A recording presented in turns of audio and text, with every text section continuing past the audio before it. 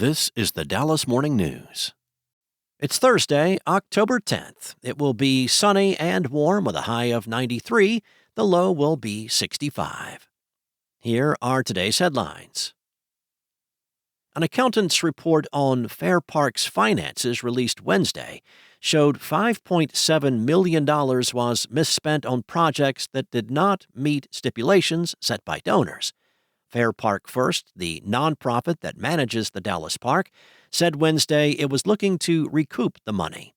The nonprofit pointed its finger at Oakview Group, the park's operator subcontracted for day-to-day operations, accusing the for-profit company of ineligible expenses.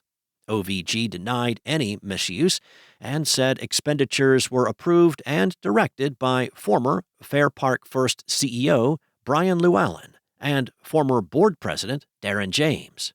When reached by phone, James did not immediately comment on the report, which was obtained by the Dallas Morning News. Llewellyn said by text late Wednesday that when he was approving payments, it was with an incomplete picture of which dollars were going where. There's no clarity on how the money will be recovered, but Fair Park First Board Chair Valletta Forsyth Lill said an ongoing fight between the two organizations over the misspent donor money could worsen before it gets better. Donor-restricted funds were meant for capital projects in the 277-acre park, including a promised community park and Art Deco structures. In a statement to the Dallas Morning News on Wednesday afternoon, Greg Odell, OVG's president of venue management, said the company is not responsible for any deficiency in the fundraising cash account balance at Fair Park. There is much more to this developing story, and you can find this article at dallasnews.com. In other news, the parents of Cindy Clemishire, the Oklahoma woman who accused Gateway Church founder Robert Morris of abuse, gave their first public statement on their daughter's story in a letter to the Dallas Morning News. Clemishire told Christian blog The Wartburg Watch in June that Morris sexually abused her from the ages of 12 to 17. 4 days after that story was published, Morris resigned from his position as senior pastor of Gateway, which has 9 DFW campuses and 100,000 members.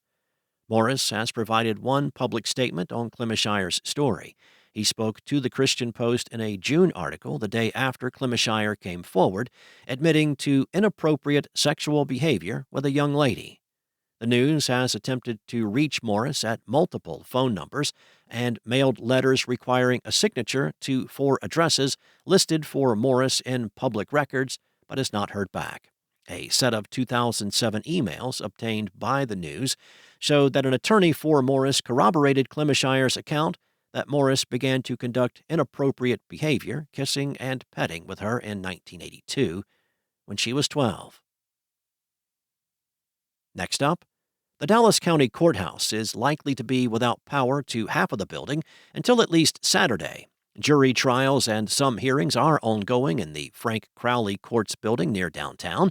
Power to the north side of the courthouse has been down since Monday, affecting lights, escalators, and internet. It was not immediately clear what caused the outage. The courthouse has slowed to a crawl, and lawyers continued to mill about the hallways Tuesday morning. Public elevators and HVAC were running. The outage is also affecting jail operations, according to an email obtained by the Dallas Morning News.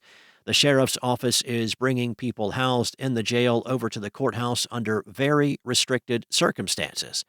A fabricated part is needed for repairs, and crews estimate it will be ready Saturday.